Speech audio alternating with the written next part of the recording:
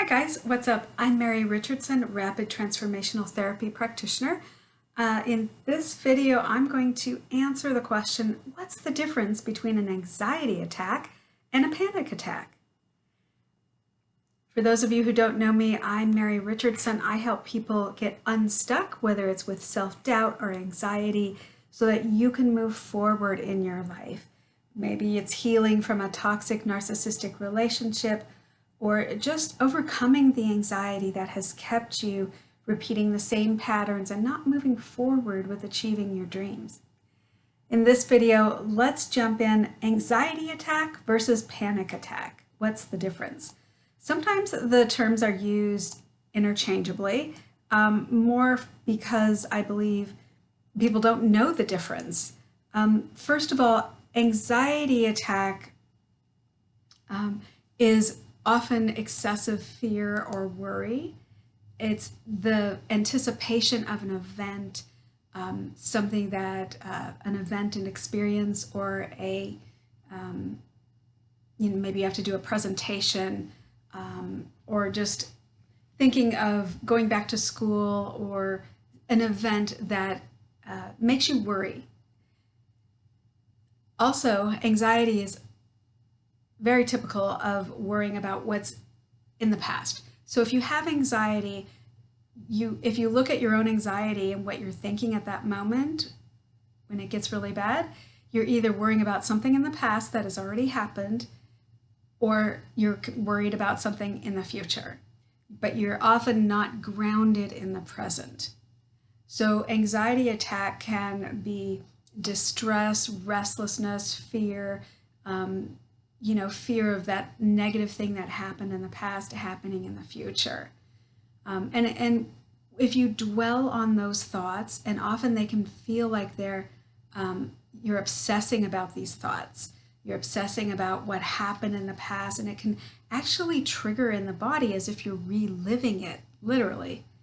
Even though it happened years ago, or maybe when you were a kid, or whatever it was for you, your body is responding to the pictures you have in your head.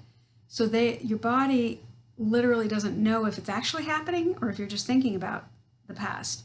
So it responds in the moment as if it's real. And that's why we have to really guard our thoughts and stay in the present. Is that thing you're worried about happening in the future happening now? No, it's not. So stay grounded in the present. That will help your anxiety, or may help your anxiety. A panic attack is different. It has some of the same features of an anxiety attack. However, a panic attack is like next level. When your anxiety gets way out of control. For instance, you might have anxiety about a certain event in the future. When the event actually happens, you might actually have a panic attack. So it's like your anxiety sort of sets up the panic attack in some cases. A panic attack can be expected, where, for instance, if you're afraid of heights and you're going to be, doing something that involves heights, that can trigger, you can expect that you may have a panic attack in that situation.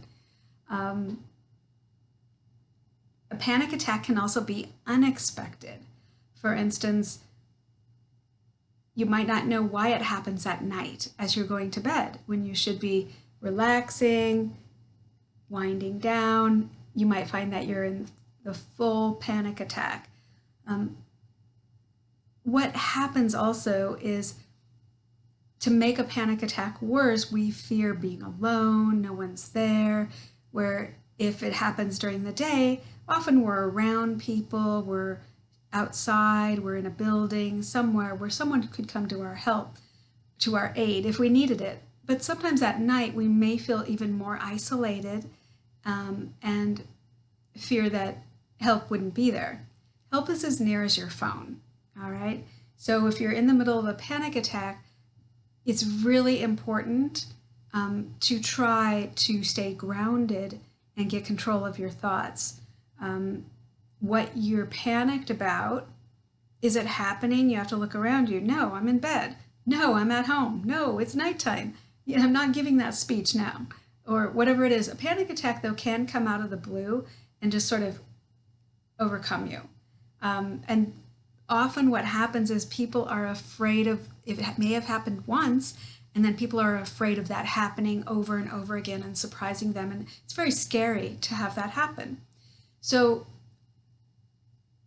a panic attack can actually be where almost like your fight, flight, or freeze mechanism in the brain is like an accelerator in the car, where the pedal is all the way down to the floor and it's overactive. So even though you're not experiencing anything traumatic or anxiety producing in the moment, just that overactive fight, flight, or freeze response can trigger you to have a panic attack. And the way to sort of trick your brain is your brain consciously is trying to figure out why your body's in this state of panic, because your body it knows that it's at night, you're at home, everything's fine. But what you can kind of do with your mind is wherever this happens to you, you can find something that you're really excited about, that's real for you. For instance, you're excited about meeting up with friends. You're excited that you're not in lockdown anymore and you're out and about, and you're excited about going shopping the next day, or you're excited about shopping online next day, or you're excited about, anxiety. You can have anxiety about getting out in public and being social as well, but find something that you're excited about. And if a panic attack wakes you up in the middle of the night or at any time, just replace the physical, let your body do whatever it's going to do, but in your mind start telling yourself, I'm really excited about seeing my friend, or seeing family, or seeing your dogs when you get home, or your pets when you get home, and really feel like what that's going to feel like when you see your pets when you get in the door, how they're going crazy and so excited to see you, and they've got so much to tell you about their day. So that gives your conscious mind something to do, while you're physically, it'll help you through the panic attack. It'll make sense to your mind that, oh, I just feel this way physically because I'm excited about what will happen when I see my pets when I get home, or see my kids when I get home, or see my friend, or whatever. So it kind of puts it in perspective to your mind.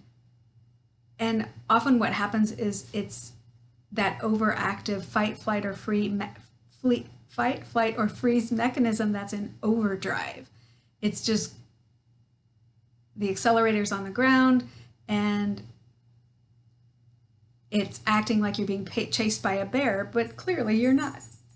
So telling your brain something about you're excited about something will give it more meaning, and it can help it.